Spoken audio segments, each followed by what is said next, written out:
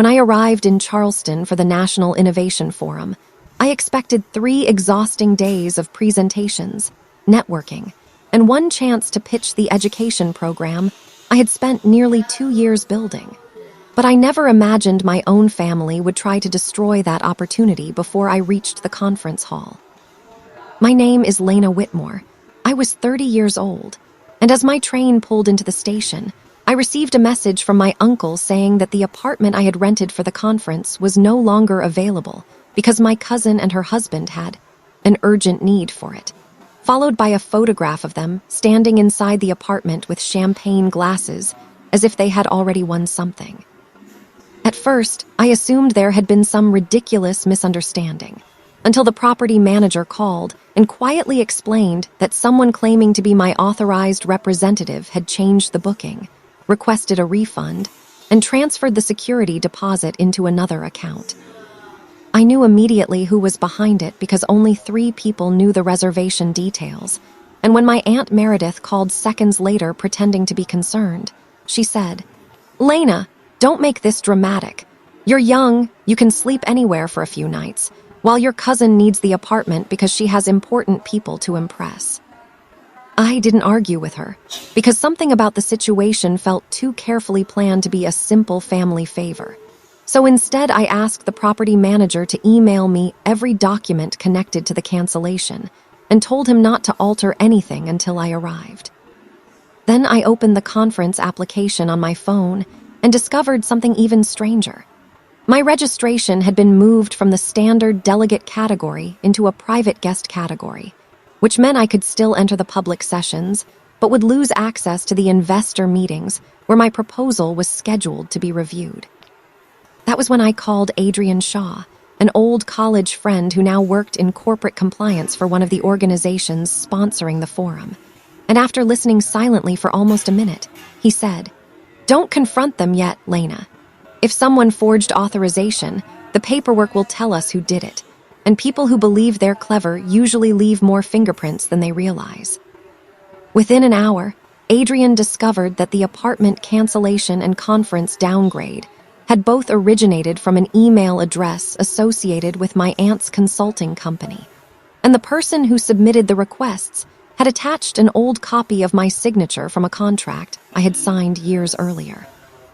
I drove straight to a small guest house outside the city instead of begging my relatives for space, and while sitting at a wooden desk beneath a flickering lamp, I opened the folder containing every version of my proposal, every research interview, every budget sheet, and every pilot report I had created since the beginning. My project was called Bridge Forward, a workforce mentoring platform designed to connect students from underfunded communities with experienced professionals. And although my family had repeatedly dismissed it as a hobby, I suddenly remembered how my aunt had asked me months earlier for a simple overview of my methods, and how my cousin had questioned me about the names of potential sponsors.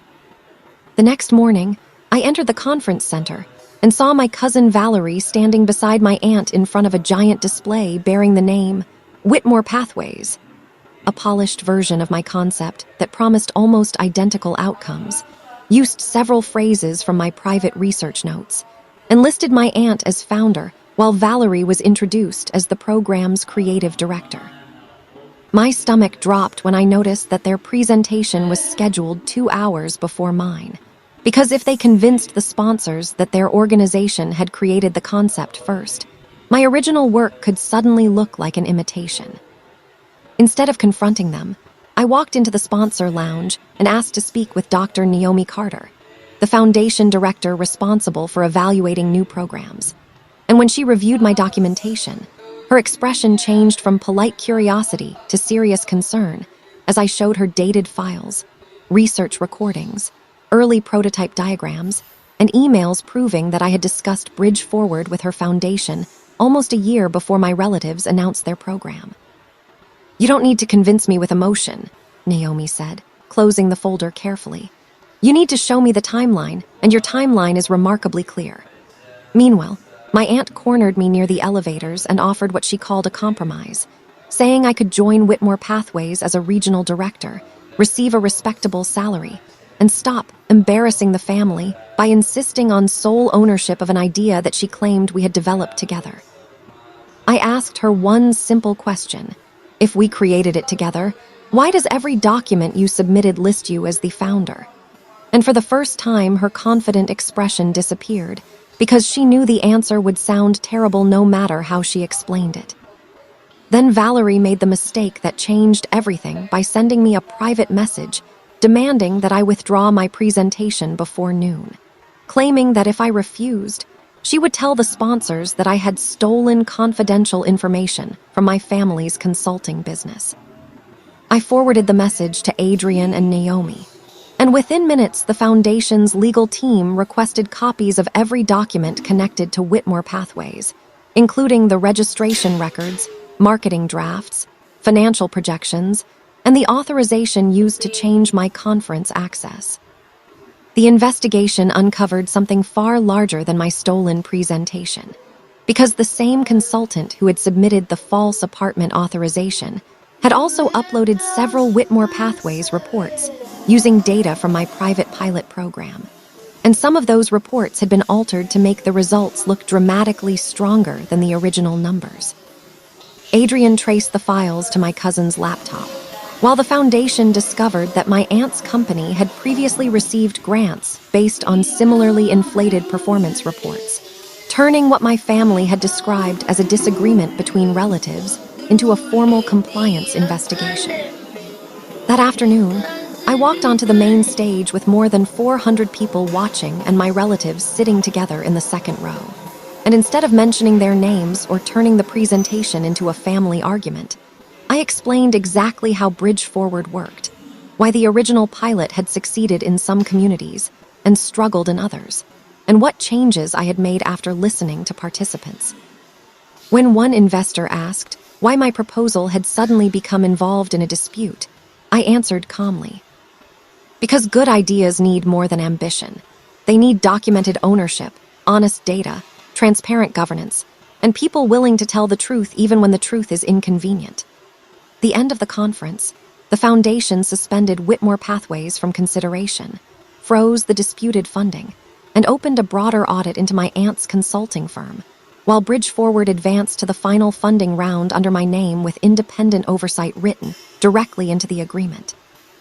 Valerie approached me afterward with tears in her eyes and admitted that she had believed our aunt would eventually give her control of the company. But she finally understood that the entire plan had been designed to keep everyone dependent on Meredith. And I told her that realizing the truth was important, but accepting responsibility for her choices would be even harder. 6 months later, Bridge Forward received its first major expansion grant. I hired a small team, and we launched programs in 4 new communities. While the audit of my aunt's company resulted in several contracts being terminated after investigators discovered years of manipulated reports and undisclosed conflicts of interest. My family eventually became much quieter, and although my aunt sent one final message saying she regretted using my signature, I saved it without replying because forgiveness did not require me to surrender the boundaries I had finally learned to protect. Looking back, the apartment was never the real prize, because my family thought taking away my comfort would make me desperate enough to surrender my work. But their attempt to control where I slept accidentally gave me the evidence that exposed what they had been planning for months. I used to believe standing up for yourself meant winning an argument, but I learned that sometimes the strongest response is simply to document the truth, stay calm, refuse to be manipulated, and allow people to face the consequences of choices they were certain nobody would uncover. Please subscribe to our channel and share this video with your friends and family. We create entertaining and inspiring stories for our viewers, and your support helps us continue making great content for you.